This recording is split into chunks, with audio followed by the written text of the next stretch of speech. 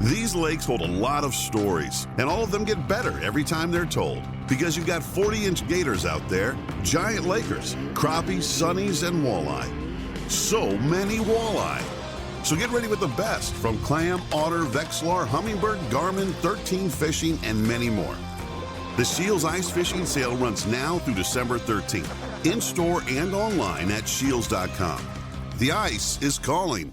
This episode of the Flush Podcast is brought to you by North Dakota Tourism. Start planning your next hunting adventure in North Dakota at legendarynd.com. By Onyx Hunt, the #1 GPS hunting map app.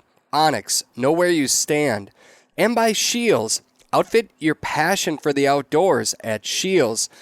I'm sitting in Darwin Weeldreyer's hunting shack on his family farm just south of Huron, South Dakota.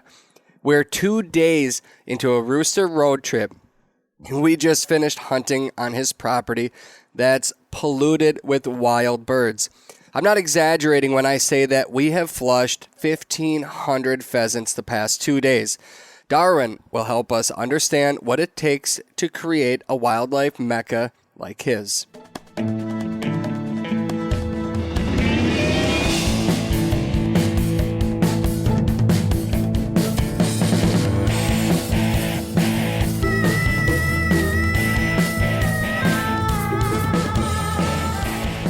Welcome to another episode of the Flush Podcast. I'm Travis Frank. I'm your host. Brandon Morton is our producer. Brandon is back in Minnesota.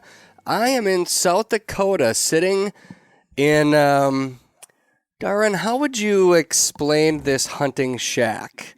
Well, I'm looking just to my right. I see two beautiful pheasants mounted. I see a European mount of whitetail and then a very unique whitetail buck just over your shoulder. I got a bear rug over mine, and is this wood off of your farm? It is. It's off our family farm, and all credit to this place goes to my brother Kevin. The area we're sitting in, this quarter is owned by my brother. Okay. He's the craftsman. So he built this. For a number of years, when we started this little family deal, South Dakota's cold during the hunting season. And my brother and I like to archery hunt, and we bring friends and family out to hunt.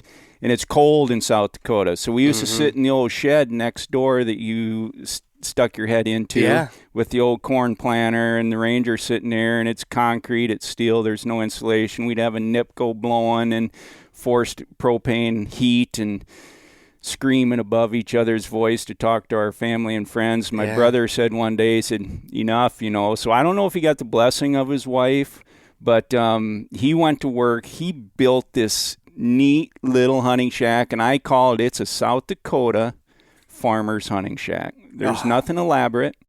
But I just think it's everything anybody would ever wish they could have. Everyone that comes here gravitate. They just want to come in. They want to sit down, and we just talk. And we share stories.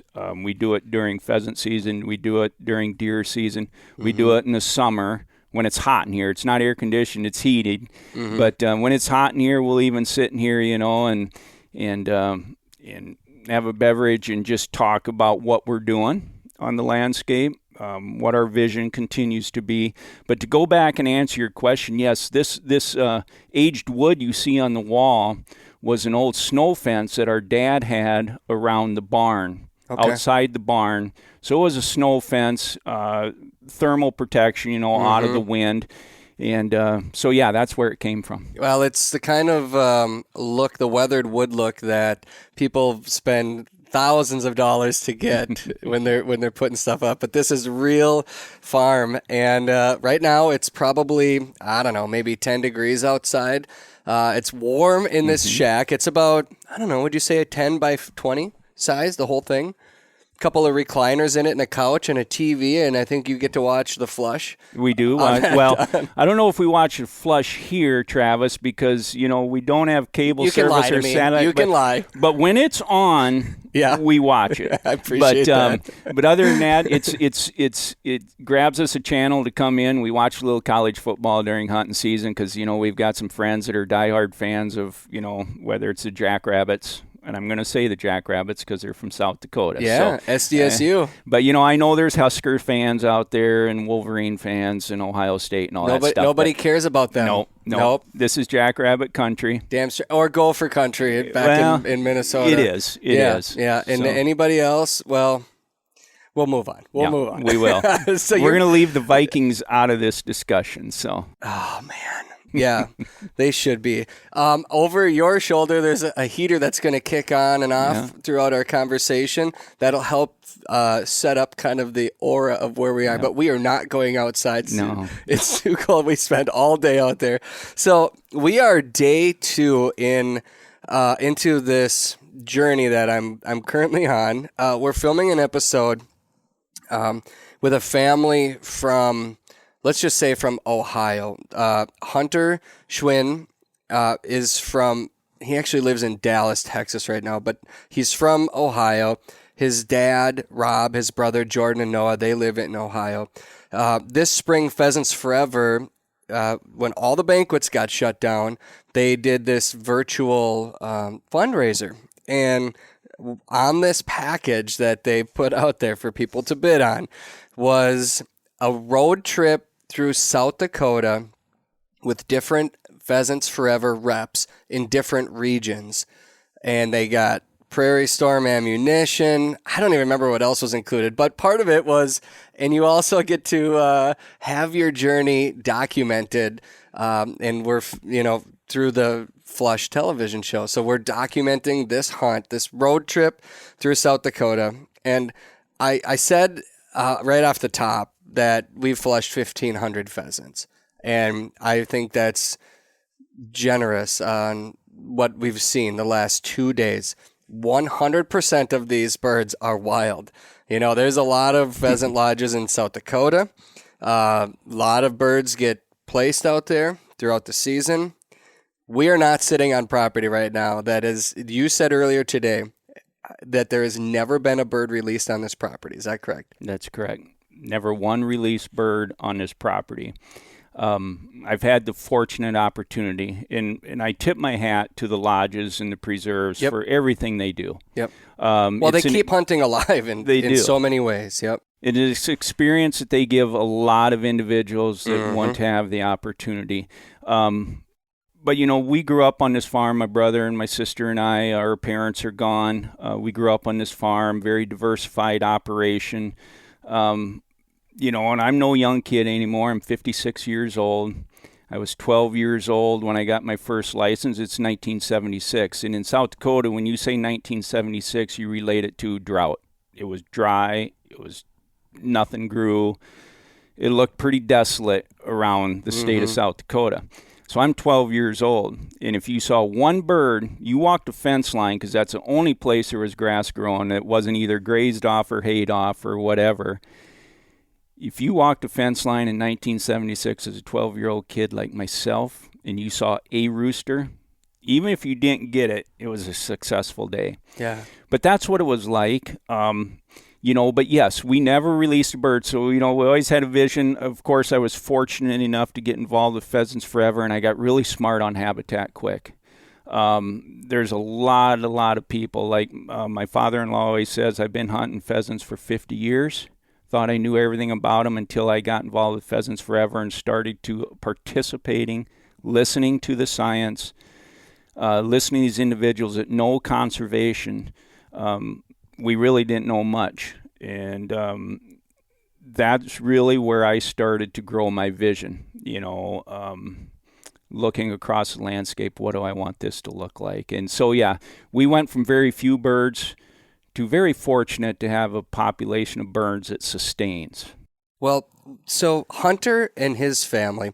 So just to go back, so Hunter won the bid on this, and it was a major contribution to Pheasants Forever organization at a time when, we need it. And so this was in, was it March maybe or April, something like that. But now, I mean, I've spent the last 2 days with him and his dad, and his dad is, I don't know, he's probably 68, 70. No, 67. Okay, so I was close. I was close. 67, and I mean, he's just been in awe the last 2 days. Where they live in Ohio, they hunt preserves because that's really all that they have access to Right. for birds. So for him to see what he's been seeing, no doubting, 1,500 birds. Yesterday we started down by Chamberlain, and we hunted on the Havlick family farm, very similar to your land here. Matt, Jason, and their dad Jim. They've got this land that they farm very similar to what you do. They've got agriculture on it, but they also have different habitat, kind of like, he called it like a Tetris setup on their property, different pieces all over. And I think we probably saw about 1,000 pheasants there yesterday. And they were all wild birds, and most of them win. Late season birds do that. And today, I mean, we didn't even hunt a full day on your property, and I bet we saw a good 500. Do you think we maybe saw more than that? Or? No, I don't think so, Travis. It's so hard to tell. Yeah. And when we were walking, and my father-in-law and my brother Kevin were out blocking and such, and we were seeing what we saw while we were walking. Right. When we were done and come listen to the stories, telling the stories, 40 here, 50 Yeah, your brother there. Kevin is sitting on the end. He goes, "You guys don't even know how many ran out 500 yards ahead of you." Yeah, you don't, and that's the beauty of it. Yeah, that's the beauty of it. We saw a lot of birds. Let's put it that way, and they're all wild, and they're organic, and it is so rewarding when you step out, when you do this work. We all do it for a reason. We're passionate about it. We love the camaraderie, hunting family, friends, and having the family that was with us today. Seeing them smile and enjoy this, it's just like, we don't get this. We don't get this. Yeah. Well, and I will say from my own perspective, I live in Minnesota, about an hour west of the Twin Cities. I do have pheasants in the same county that I live, but I go out with my dog, and we have contacted more pheasants in the last 2 days than she has seen, 10 times more than she has seen all season this year. And it's a unbelievable experience. And I for sure will have people listening that are going to say, I'll never see something like that. Timing is impeccable sometimes. This year, there's a lot of birds in the state of South Dakota. Yep. And I've got a few things in my mind why that is. But yeah, I think what we're witnessing and experiencing this year is all, the grace of God, that the timing is right. COVID's a bad thing, but, PF did this online fundraising event, and we got this great family that bid it and made a wonderful contribution to the best conservation model out there, if you ask me. And to see them experience and, to really enjoy the number of birds that are on the landscape, because I'll tell you what, Travis, I talk to a lot of people in Wessington Springs, they see me, it correlates to PF, and hey, how's the birds out there, whatever. And I'll talk to certain individuals that have these little lodges and this and that, and I'll ask them too, what are your clients or what are your guests seeing for birds? And they said they're all booked for next year because this is the most birds they've seen in 5 to 10 years. Yeah. So, it's been a wonderful, the weather's been right. Last year's wet conditions, I firmly believe that undisturbed areas are critical for nesting and bringing them hatches along. And I think last year there was just not that happening. The ground was so wet. There was so much. There's millions of acres in South Dakota that never got farmed. And with that became undisturbed areas. It turned to kochia weed and all these things that farmers just couldn't get into. And I think that correlates to so I think last year's hatch partnered with a decent winter last year. We had some snow and we had some cold, but these birds are amazing. There was really no detrimental storm that really would have impacted the population. Mm-hmm. And I think then we followed that up with this year. The weather conditions were perfect. So I think we just said great. Bang, bang, years. Mm-hmm. And I think our populations, and, you cross your fingers as a conservation upland hunter, and you just hope for 5 more of them just like it, but not all the water, because the farmer need to make a living too. Correct. And, Correct. I want them to succeed and do all that too, so, but, the conditions were right, and we had the perfect storm, I think.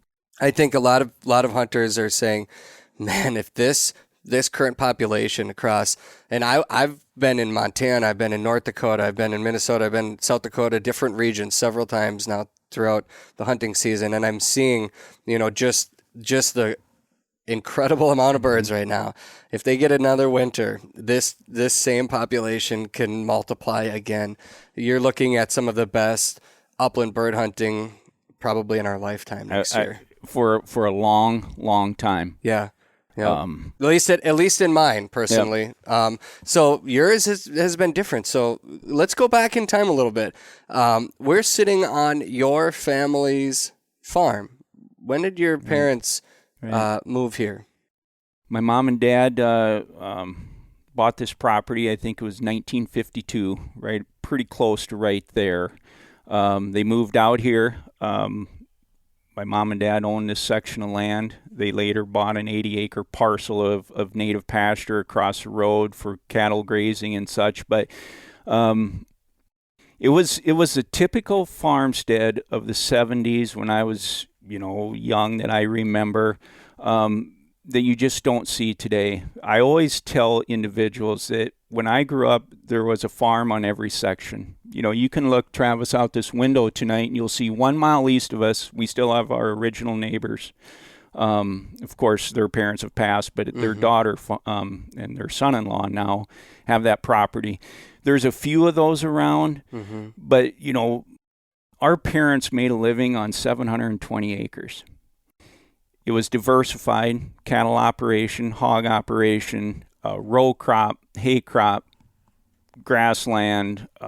It was everything. Chickens, Yeah. It was just remarkable that they took this property and carried it across and provided us children, a great upbringing. And I would have never wanted to be raised anywhere else. Thankful for it. But, unfortunately, times come, years come and go. And in 1999, my mom was diagnosed. Well, before that, she was diagnosed with ovarian cancer. She succumbed in 1999. My dad had a tough go with COPD. He lost a lung in 1983 when I graduated high school. I stayed at home after high school and farmed with him a couple years, and I went off to college. A lot of discussion about, do you farm it, not farm it, that sort of thing. This might get a little personal, but can I ask why you chose not to farm it? I remember the conversation with my dad. Number one, I had allergies like you wouldn't believe. So I wasn't sure I wanted that battle my whole life, allergy-wise. But in 1983, when I graduated, interest was about 18.8%, 20%. Dad would say, you ain't got enough acres here to make a living. You're going to have to haul mail. You're going to have to do this. My equipment's old. It's depleted. But what's funny today, that old depleted equipment is what my brother and I use to put in our food plots, mow our CRP, do all these sort of things. It still lives on. It still lives on. So even though it was, but he was right, in all along. So, farming it just was not an attractive time to really get into it, especially when you were a smaller operation. And I always believed Dad had a vision. He knew where it was going. He could see where it was going.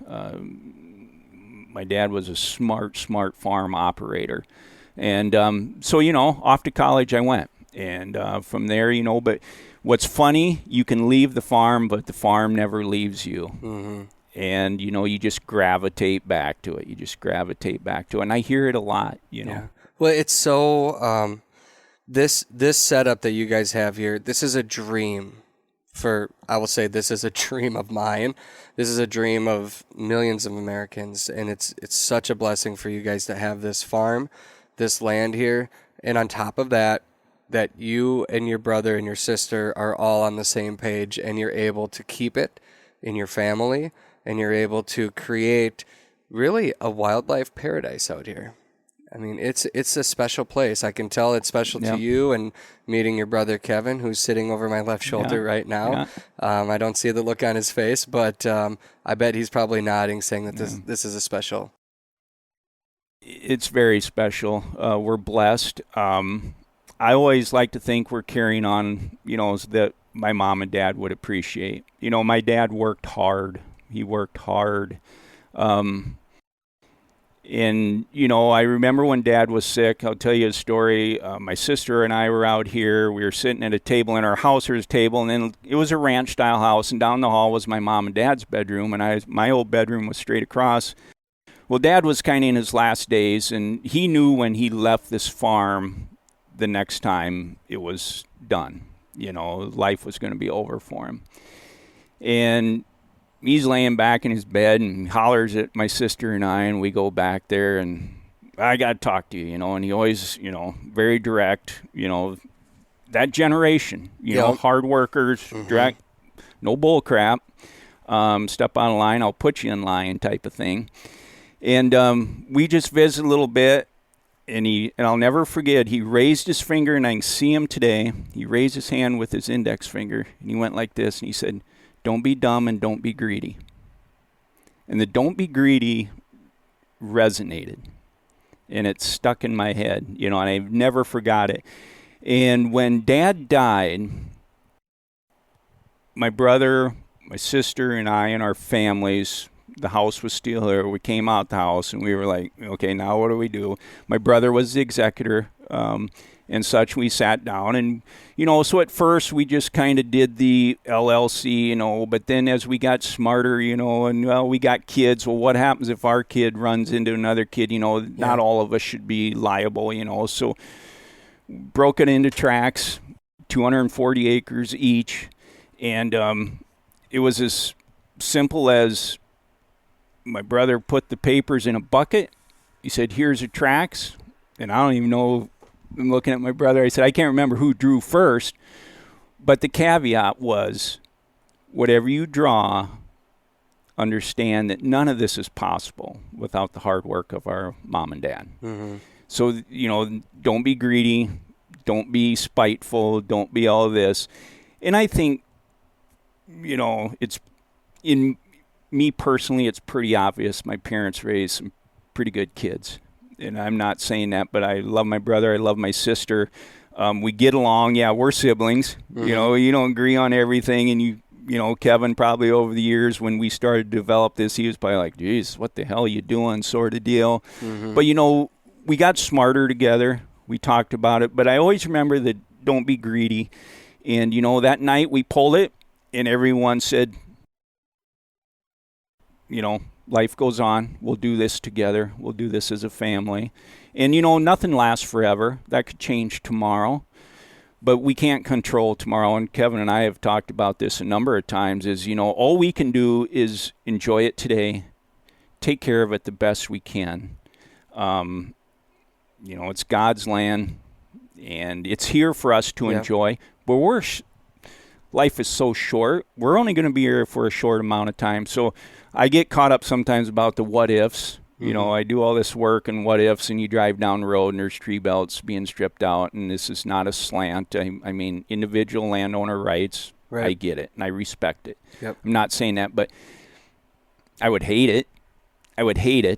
But I can't control that either, Travis, mm-hmm. So I just got to look forward and enjoy and control what you can control. Yep. And I say that at work a lot, even with colleagues, that someone's upset or whatever. And I said, if you can't control it, don't get, worked up about it. So we're going to enjoy it, mm-hmm. and that's what we do.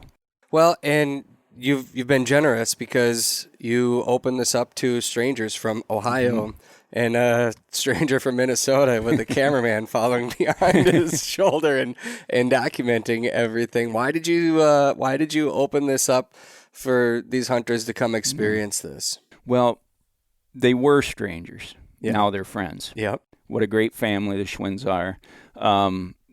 Thoroughly enjoyed them. But the reason why is when they did this online auction, Matt Morlock, state director for Pheasants Forever here in South Dakota, Matt and I have got to know each other through Pheasants Forever. Very good friend of mine. I respect him a lot. I respect everything they do as an organization to keep this tradition going in South Dakota. He called me and he said, "Darwin, I got a deal." I said, "What's that, Matt?" And he said, "You remember the online auction that we did as a fundraiser?" I said, "Yep." And he said, "Well, a gentleman by the name of Hunter Schwinn was a successful bidder on this 4-day hunt in South Dakota." Mm-hmm. And he said, "We're trying to arrange properties that kind of really speak to what conservation is and what the chapters are about and what PF is about, and again, give them a good experience." And he said, "I thought of you." He said, "You bleed PF. You love habitat. You love hunting pheasants." And I told Matt, I said, from my perspective on the problem on my track, I said, absolutely. I said, if there are individuals that are supporting this organization and the mission, and when Hunter and Rob and Noah, Jordan and Noah, yeah, when they were out here, it was just an utter reward to watch how much fun they were having on this property. And, sidebar conversations with each one of them, they get it. They get conservation. They know what it takes. Mm-hmm. They hunt a lot of public land, I think, in Ohio and all these sort of things. Yep. And even in South Dakota. Sounds like they travel to South Dakota quite a bit, Mm-hmm. Yeah, I know Hunter does. They hunt quite a bit in North Dakota and South Dakota, too. And they were out here Sunday hunting, and he said that they, they hunted all day Sunday, and they did not get a pheasant on Sunday. Yes. I did not ask them about that. Yeah, we talked about it, and he goes, "What a difference from one day to the other." And he goes, "And I get it. I mean, it's all in the habitat, and we're learning. And the biggest thing he's taken away is just learning, watching people like you, and then yesterday with Matt and Jason, and just how they go about hunting their property. And it's always interesting for me too, going new places and watching, okay, we're going to start on this end, and it might not be traditional direction, dogs working into the wind, but when those birds flush, they're never leaving our property. And every move was calculated so that the birds always get pushed into a new place, and you can always keep hunting it.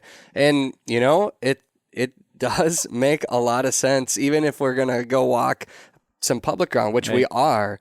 We're going to hunt with Matt Morlock tomorrow, and then from there up by Aberdeen, and that's going to be mainly public properties too. So it's really just a nice Friday. Unfortunately for the TV show part of it, we've seen so many pheasants last couple of days that our media cards on our camera are basically maxed out, and I don't think we're going to have room to fit everything into a half-hour television show, so we might not see all the days, but they're going to experience all the days. And I want to talk with you about what it takes to create places like this. But first, I've got a couple messages from our partners that make this show possible. Our friends in North Dakota want to remind everyone that just like South Dakota, just like Montana, just like so many places in the Midwest right now, their bird numbers are up, which will give you plenty of chances to test your shotgunning skills. If you don't trust them or you don't trust me, just ask anybody that you know that has hunted in North Dakota this season, or look at their social media pages. Most likely they're Smiling faces with fistful of feathers. There has not been any bad hunting reports that I have seen from the Dakotas this year, and that includes North Dakota. And I'm guessing you probably haven't heard of any either. According to North Dakota's annual roadside counts this year, their pheasants observed per 100 miles are up 38%, sharp-tails are up 54%, and a Hungarian partridge are up 45%. My personal experience, like I've said the last few weeks on this show, those numbers are light because the bird numbers are way up. Plus, with an estimated 4 million breeding ducks, up 18% this year, North Dakota's central region is prime habitat for both hunting waterfowl and upland birds. Plus, North Dakota has more than 700,000 acres of private land open to public walk-in hunting. For the latest plots guide, visit the North Dakota Game and Fish Department or legendarynd.com. Onyx maps are without a doubt the most valuable tool in my game bag today. I was looking through my phone the other day, and it was really cool to see the library of information that I've created from just this season. So many hunts this year have been with my pup Daisy on public properties across the Midwest, and many of them have been places I've hunted for the first time. I have hundreds of waypoints saved in my app, and the app lets me mark waypoints with unique icons. I have grouse hotspots, ruffed and sharp-tails, prairie chickens, pheasants, deer, and I've even dropped elk waypoints. I'm creating my own personal library within my app that I'll be able to use for years to come. Onyx maps, of course, go with me in the field on every single hunt. They show me where I stand in the field and make sure that I never cross boundaries into property that I don't have permission to be on. I also have an Onyx chip in my Garmin Alpha GPS dog tracking system so I can watch where I'm walking and my dog is running while we're in the field. It overlays the information on my handheld device, just like the maps on my phone. I take Onyx maps with me in the field every single time I go hunting, period. They help me to know where I stand. Darwin, today we didn't need any Onyx maps because you've got a lifetime of knowledge on your property here. But you have used them before, right? Yes, I have. Yeah. I have. What's your experience with them? With Onyx maps? Yeah. Very cool feature. I can see, fortunately, like you said, Trav, I do not hunt a lot of public ground, but I do hunt public ground on occasion. What's really neat with the Onyx maps is it keeps me out of trouble. Right. I know where I'm at all the time. It's just a great tool to have at your side when you're traveling to South Dakota, and maybe you just want to experience a South Dakota hunt. Really don't know where to go. You did some atlas looking, but when you get out there, the ground looks different. The fence line don't look like it runs the same. That Onyx map tells you where you're at. You're safe to go. Lace them up, grab your shells, and take off. So yeah, it's a big deal. I mean, when I was on my way out here on Sunday, I stopped in Minnesota before I crossed the border, and I hunted some properties there, and I was like, gosh, Daisy, are you? And I kept looking at, yeah, we're good. The fence line ran kind of kitty corner through the property, but the invisible line was still present, and there was no distinguishable feature that would have said you're crossing the boundaries. So it's really a tool that it's incredible. I mean, it's just incredible. And now being able to overlay Daisy on that device too to see where she is, it just really makes sure that I'm staying legal, which is so important because as you, a landowner, know how frustrating it can be when people abuse privileges like that. How do you feel about the state of South Dakota extending its hunting season through the end of January? You can be honest. Yeah. When I saw it, I think, there's a lot of perception out there, why would we do that? We're just going to shoot more roosters. And, you always hear this about carryover population. And if you shoot all the roosters, you're not going to have a population next year, which I always respect people's opinions, but they're not always, in my opinion, yeah. Right. Yeah, correct. But so it makes sense to me. Your license expires January 31st. You renew with Game and Fish February 1 for the next calendar year. The next hunt year. You know what? It's cold in January. It's snowy a lot of years.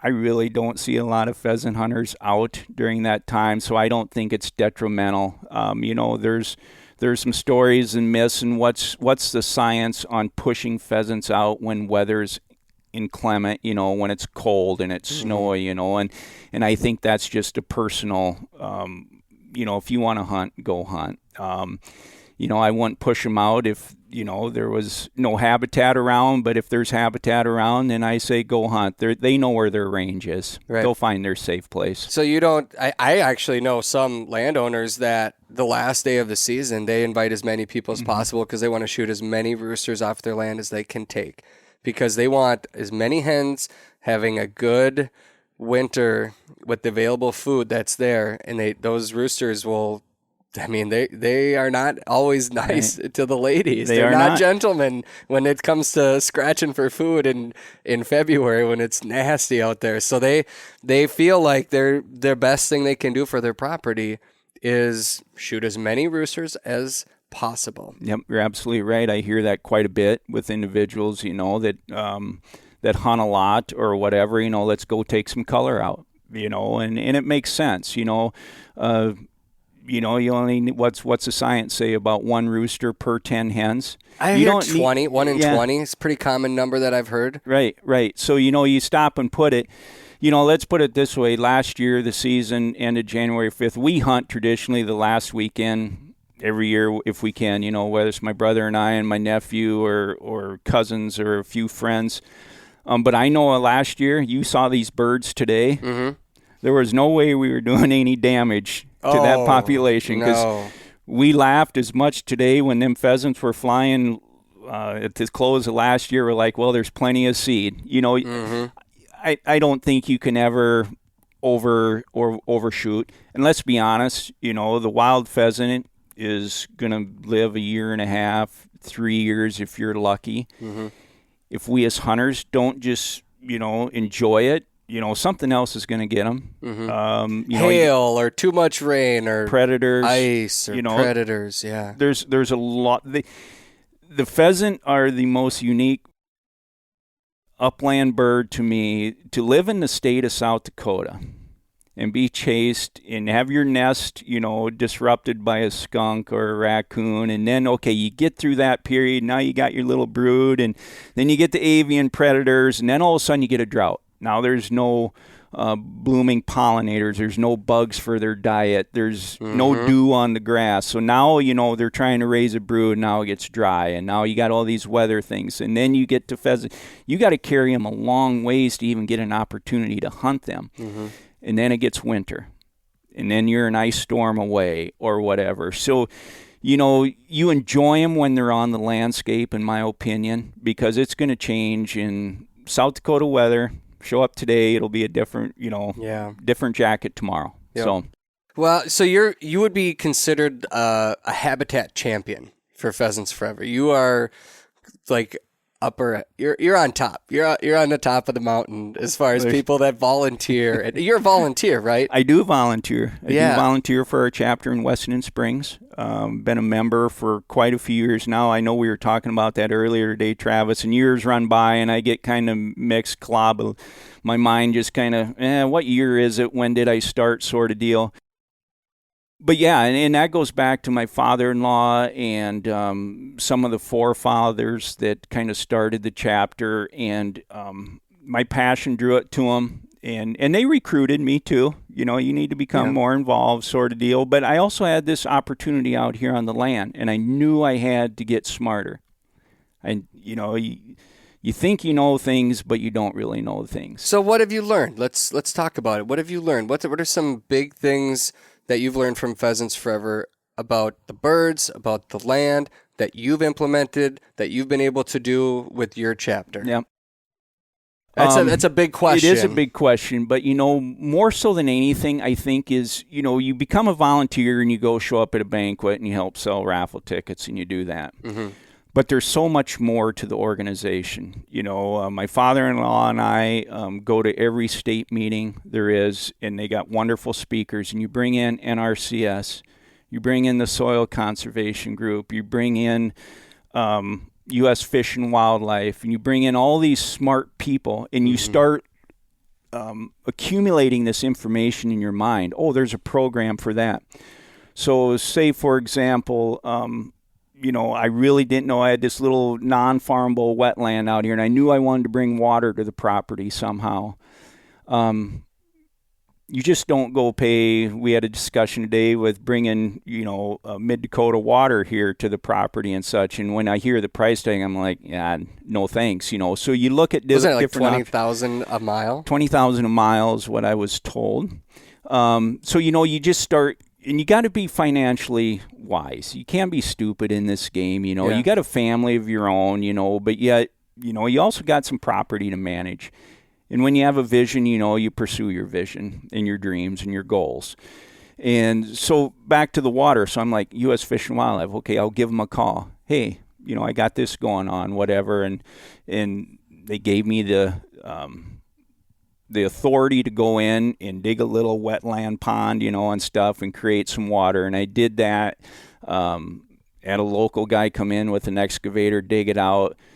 My own pheasant chapter, we went through a period where people were doing projects, putting in trees or whatever. So we just gave a little stipend. Anyone that's willing to do something to enhance their property for wildlife and conservation, we want a part of. So it's just things like that, Travis, learning about, like I said, the programs are huge. You go to these state meetings and you meet all these smart people.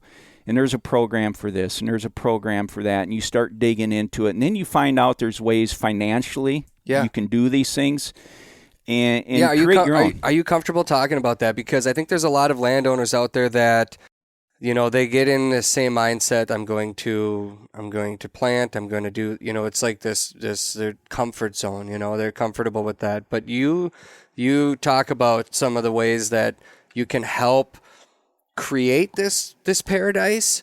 What are some of the programs that you use, and what does that do to help you build it? My primary program, Travis, was General CRP. Yeah. And that's where it all started out here in 2012. I enrolled. I met the qualifications, had the row crop history, met the certain years or whatever, and I applied through the general sign-up.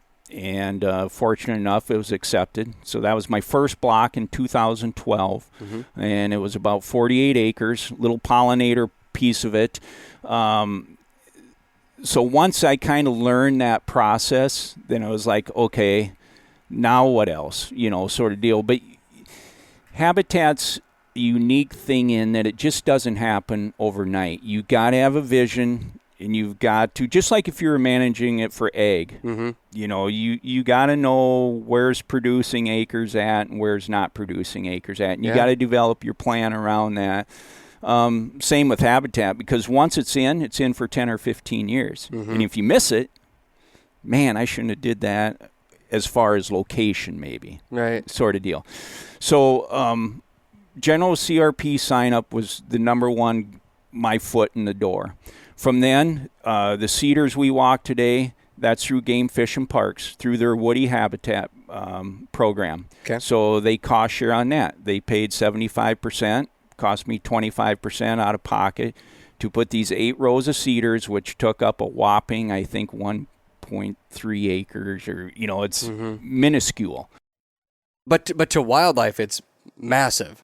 To the wildlife in South Dakota, it's massive. As you walked around today, you'll notice a lot of warm season, tall, thermal cover. I'm a firm believer in South Dakota. Our winters are rough. And if you want to sustain and carry over, there's 2 things you need. Number 1, you need nesting. Early cool season grasses that are going to take off. Provide you some forbs in there that provide the bugs later on. So not only nest them, now you got the brood and they got their diet right in their lap. Then you move on to, okay, I got them nesting. Now I got the brood on the ground. I got a few pollinators. I learned about pollinators, but they're a headache. Don't get me wrong. That's a big topic in the wildlife world. They are, but if you just a little area on an edge location, just find that little, on the north side of the cedars we walked today, it's just a little 1 acre piece. But I could show you a picture. They are the most beautiful things if they come to fruition. Yeah. But again, it's diet, getting them through there. So then, okay, now you've done that, but now you got to have some thermal cover. If you don't have thermal cover in South Dakota, you get up northeast, cattails, thank God for cattails. Yeah, you don't have any on your property. I do not, and I'm glad because I don't like walking cattails. But I walk. love that you don't have any on your property because I hate cattails as much as you do.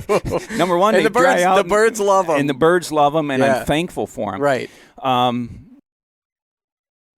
So, yeah, I'm a big warm season in South Dakota. You got to have some, but location again. If you stop and think about it and then put your food by that thermal cover, don't make them fly a half a mile to get their lunch and exposed to the weather, exposed to varmints, everything that, presents a risk to them. So location, it's a lot of fun. It's a lot of fun. And we talked about this today. Just like the egg producer, it likes to grow 180 200 bushel corn. It's gratification to them. And it should be. It's their passion. I respect that and understand that. On my property, I got a different view. Number one, I was given an opportunity, but again, I'm going to go back. You can't be stupid about it because you can't, it costs a lot of money. But you can also turn a profit, pay your taxes, and then you get to experience days like today. Yep. And we talked a little earlier today, back to my dad, conversation when he was ill. Like I told you, I'd call him up. He farmed his whole life, was a goer, and he is now just sequestered to his house because of health reasons. What are you doing, Dad? Looking at this damn white wall. Well, at that point in our life, it becomes memories. And you would come visit Dad, and we'd talk, and we'd laugh, and he'd say, you remember that time you did that stupid thing? And he'd laugh, and I said, you weren't laughing at the time I did it, but you're laughing today. Yeah. But it was a memory to him. Yeah. And just like today, what we talked about, we met 4 individuals from Ohio, outstanding conservationists, upland hunters, but just greater people. And you don't get those experiences and that quality of life if you don't work at it. But Travis, I think more importantly, someone always asks me, Darwin, I want some pheasants. I can think of a guy in town here one day cornered me at Sweetgrass having a cup of coffee.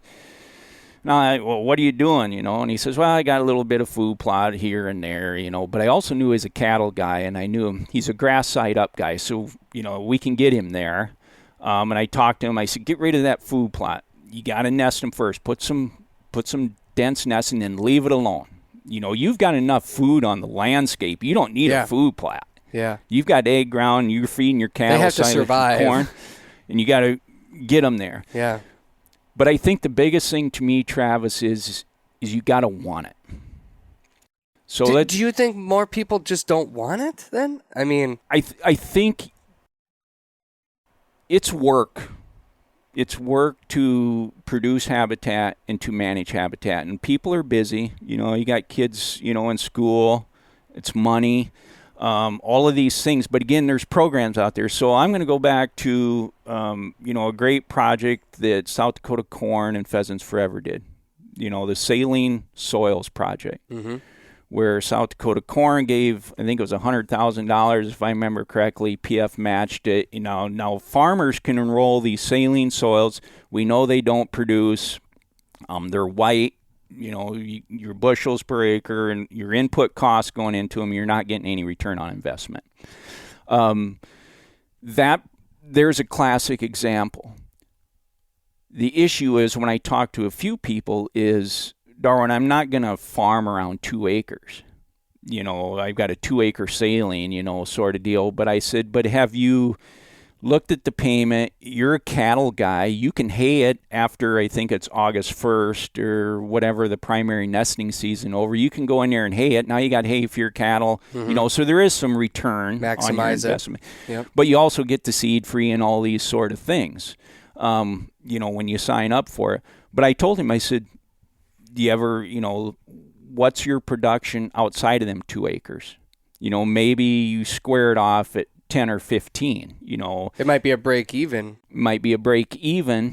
And now, okay, you've got this little bit.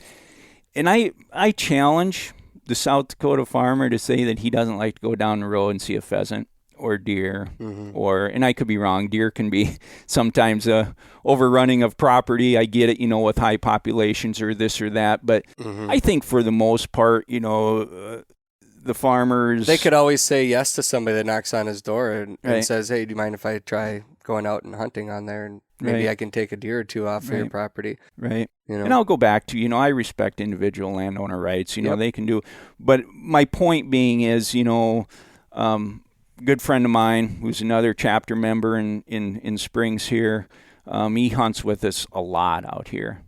And I remember last year in the winter, we were out here behind the trees, our big push where we saw the birds today. We were walking towards the place, and he just stopped. He said, "Darwin," he said, "what if everyone would just do 40 acres like this? Think about it."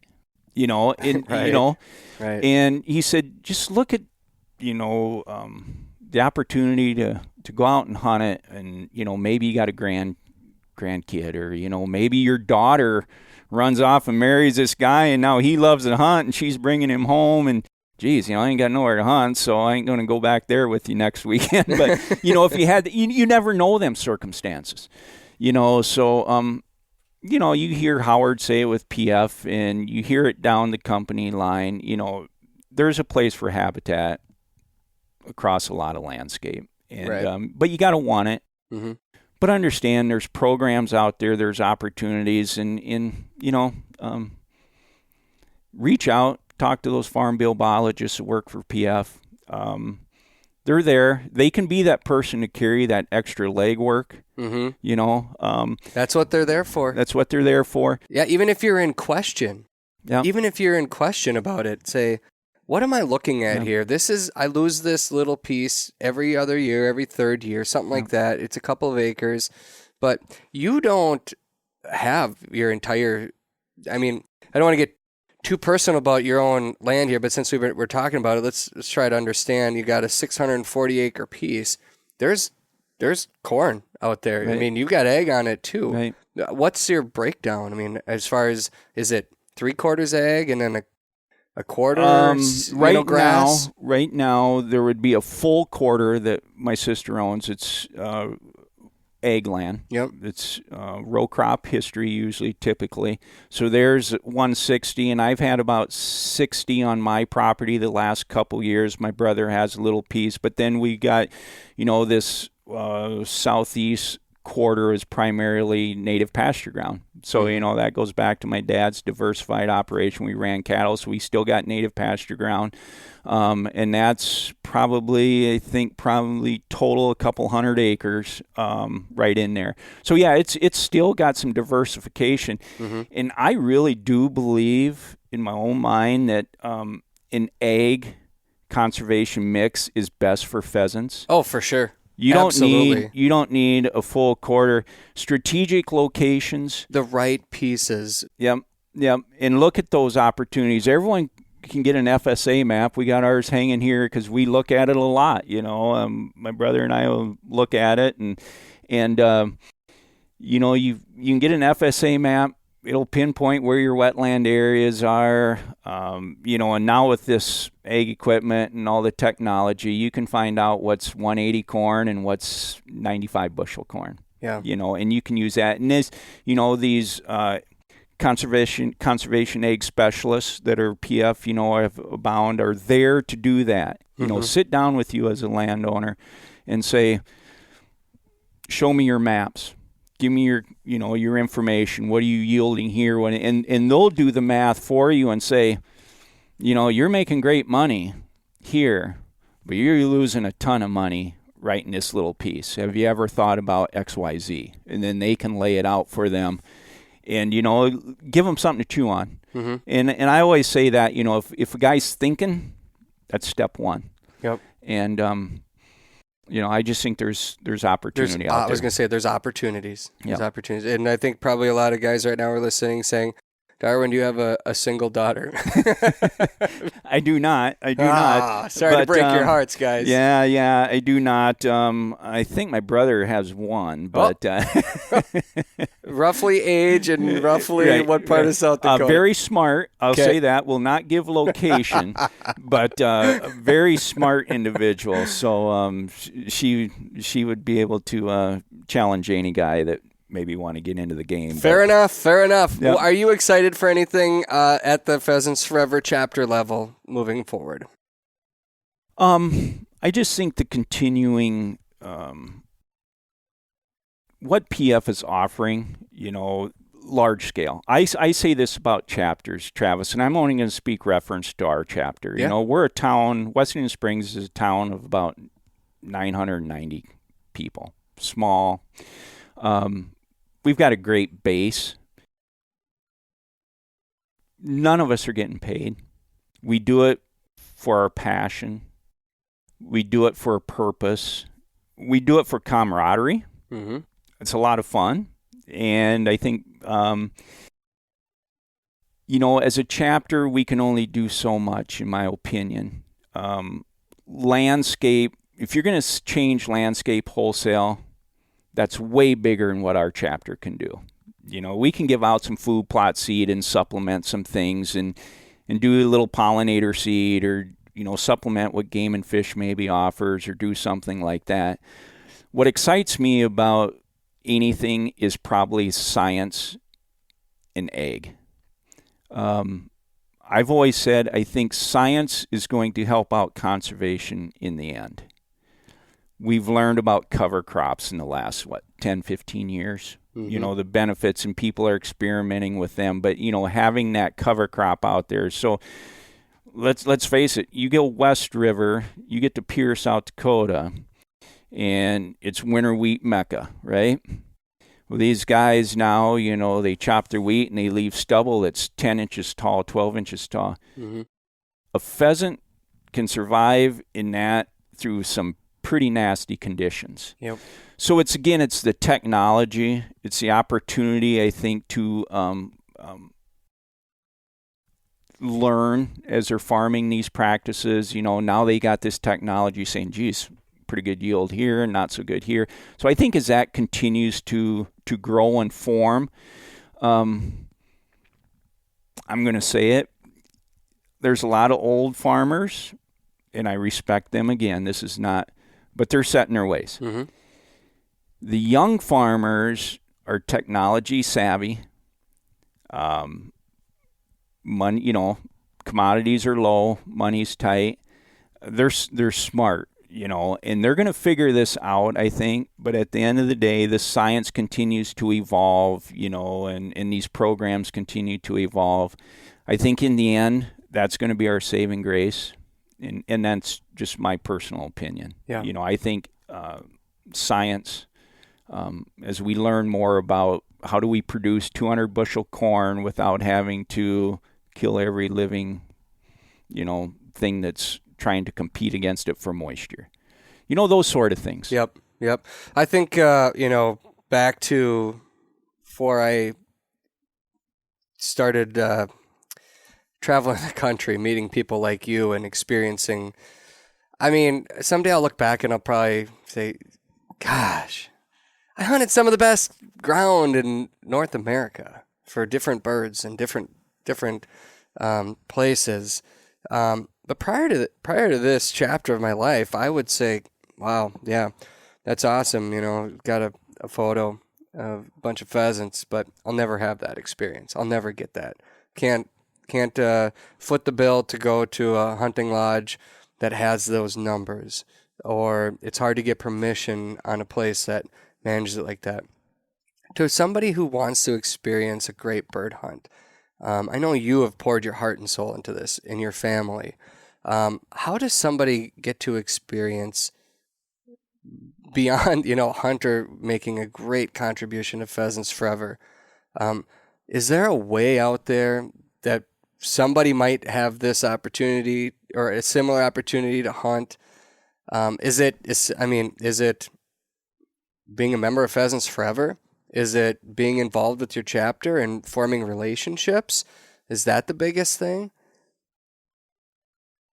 That is a loaded question. Yeah, it is. It's a hard one because, I mean, people hear South Dakota and they say, you got to pay big money to get to that experience, or you got to know the right person. Yeah. And I personally hunt public land a lot, and I've had incredible hunts. I've had hunts just like we've had today on your property on public land. It does exist out here if you work for it. But I also know that a lot of people, there's that thought out there that I'll never have that. I'll never experience that. In my opinion, Travis, you're exactly right with the networking. Before I got into PF, through PF, I've met some of the most wonderful people. And, you know, you get into these conversations, okay, now I know this guy, and he introduces me to this guy, and now, you know, you start these conversations, and it kind of just snowballs. And you start picking up, you know, all of these sort of things. So I think getting involved, absolutely. If you've got a child that has an interest in outdoors, I hear it sometimes, you know, my child likes to hunt, but they really have nowhere to go. I always say, have you ever thought about getting them involved in like shooting sports? You know, get them going, you know, handling a gun, safe gun, learning some ethics, the hunt safe course, doing all of that. You know, so now they're out now, and we did this in Wessington Springs with our chapter. We've done some summers where we footed the bill for kids to come out and shoot trap, you know, sort of deal. It ain't going to cost the family anything. We know not every family has the finances and resources. Maybe the kid wants to do that. So that's where we can help. So now the kid's involved, and I always say, well, he doesn't have nowhere to hunt. And I said, that may be true today, but what happens when he goes to college? And I had this exact experience. You know, hunting was tough when I was, you know, like I said, 70s, or not a lot, and then 85 the CRP program come in, then it started blowing up. Well, you know, I'm in college, and, you know, you get to meet certain guys or whatever, and they're from, you know, Chester, and one's from, you know, Hartford or wherever, and you start meeting these individuals, and Lord and behold, they got a place to hunt. Would you like to come hunt with me? Would you like to come hunt with me? Yeah. So, you know, you got to just, if you got a desire for it, a passion for it, just get involved some way. Don't worry about what you can't control today, but you got to position yourself to get into that position. It's hard for people to think big picture. It is. Long term. It is. Relationships. But one other thing, you know, you said what excites me a little bit. You know, there's probably some people that, you know, don't necessarily support it, but I think the habitat stamp that the state of South Dakota, the legislature passed last year, is huge. I think it's going to generate revenue, and that money is all going to go to public land and access to improve game production areas, make them, you know, put that nesting habitat in there. You know, maybe it's just right now it's a game production area and it's just lacking a lot of things. You know, those are the sort of things I think, you know, that can make that public land experience better in the coming years. And that's what I'm hopeful for. Yeah. And I know Game and Fish has got a lot of work and a lot on their plate to figure that out. But again, that's where chapters, you know, can come in. You know, we adopted a Wilmarth game production area south of Wessington Springs probably 10 years ago or something. And we just started with doing a little garbage pickup, things like that. But, you know, there's where our chapter can give some of our resources to help supplement, you know, to maybe put in a block of grass or whatever. And they're doing that, you know, sort of deal. But there's those sort of things that I think, you know, that can grow it. And if we make these public lands better hunting acres, and I know there are some that are really good, but there are some that are lagging. And I know geography, you know, they're a long ways removed from any resource to make them better. But that's why I'm hoping this habitat stamp money can help, you know, in that regard, you know. It's nice as a hunter to know that if I'm going to purchase, my license dollars are going back into the land, right? You know, and this habitat fee is going back into the land, and I can get behind that, right? And I think a lot of hunters can too, right? And it's going to take time, yep. Just like we talked, you know, the property we've developed out here, it takes time. And, guy told me when I first got into this out in Pierre, I was talking to a game and fish guy, and we were up by the Wahi Dam, and there was a little piece of public land, and they had this beautiful big blue and stuff, and I was talking to him about it. And he said, Darwin, the only advice I got for you is it's a labor of love. Just give it time. It'll produce. And that's one of the things I hear a lot locally is, I want to get these birds, but I'm 60 years old and I got a grandkid now. And I always tell them, well, it's not going to happen overnight, but now's the time to start if you want to start, sort of deal. So, just a little forethought thinking, talk to the people. There's people out there that can answer, give you some direction. And then be smart about it. You don't have to be goofy about it. Start small. But I'll guarantee you when you start small, we started small, and all of a sudden, you get a few birds, and hey, this is pretty cool. Right. And, but, I'm going to retire. My brother's retiring in February, and, we've got an opportunity now where we can there's not going to be any pheasants left out here. You guys are going to take them all down. I don't think that's possible. I don't think so either. We walked really hard today, and there's plenty of seed, but forever grateful again back to my parents. There's a sign, for sure. There's a sign on this old farmstead that says Elms, right? And I'm sure Elmer would be very proud of what you and your brother and sister have created out here. I know, speaking for 4 gentlemen from Ohio, they've had a hunt of a lifetime. They're never going to forget it. And from one guy from Minnesota who just feels blessed that I've had the opportunity to walk in a field with you and see the work that you've done and the results of it in the sky. This will be an episode that we're going to be excited to share. Without a doubt, the birdiest show of the season. The last 2 days, you're generous, and you say, I don't know about 500, and I saw 50 to 75 bird flushes today more than once, and it adds up pretty quickly. We saw a lot of birds out here today, and you've got a great a piece of paradise that you've built, and it's something to be proud of. It's been a great day. We talk, you've heard me say it. We talk memories. It's a day I won't forget, but most importantly, I grew 4 friends today. And you don't grow friends. Oh, I didn't make the list? Dang it. I'm sorry, Kevin. Of course you made the list. But I feel like you've been a friend. I've watched your episodes, and believe it or not, it was, I'm trying to think, the Pheasants Forever Pheasant Fest. I ain't so sure. Were you in Sioux Falls when it was here last time? Mm-hmm. I went by the booth. And then the other thing is, so you're an old friend, whether we've ever formally became friends. But I remember coming by, shaking your hand and saying hi, and we had a quick little visit, and stuff. But I also remember, I think it was down in Omaha or somewhere, Scott Franson was there, and we had a great talk, and we actually talked about the property a little bit. Okay. And he gave me a card and stuff. So, but again, back to today, grew some great friendships, shared some special time in the fields, shot some beautiful roosters. Mm-hmm. A little Christmas snow falling, no South Dakota wind, 25 degrees. It was a pretty remarkable day. Yeah. In South Dakota, probably, and I always say, chasing the most iconic upland bird there is. So. Well said. Well said. I remember looking over at the guys a few times a day with the snow. It wasn't the snow that makes you wet. It's the snow that you can just enjoy. And it wasn't windy, and it was just still, and birds are flushing. And I look at the guys and I go, I know people say it doesn't get better than this, but in a pheasant field right now, like what you're experiencing, it doesn't get better than that. So thank you. You're welcome. On behalf of my whole family, it's been a privilege. And we look forward to a lot of more memories ahead, that's for sure. I appreciate that. Once again, thank you to North Dakota Tourism for helping us to make this show possible. To bag your limit this season in North Dakota, visit legendarynd.com. And don't forget to download the Onyx map to help you plan your hunting adventures and find those pieces of property that are open to the public and full of wild birds. Current episodes of The Flush are airing right now on the Outdoor Channel. Catch the action every week, but oh my goodness, we're almost out of episodes. And at the end of December, you will no longer be able to watch our television show on the Outdoor Channel. Right now, it's airing Monday, Tuesday, Friday, and Saturday.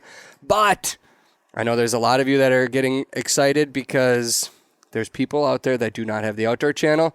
And starting in January, our first episodes are going to be streaming in their entirety. You can head to theflush.tv and you'll see a link to our YouTube channel. Subscribe and you won't miss any of the episodes as they get uploaded starting in January. You'll catch all of the shows from this season. I'm spent right now, Darwin. I bet you are. I don't remember where we all hunted in the past season, but they're all going to be up there. So we hope you enjoy them. We thank you for joining us on the Flush Podcast this week. What a day in South Dakota. What a day. We'll be back next week with another episode of the Flush Podcast, and I already know what I'm going to talk about. You want to come back for this one. I promise you.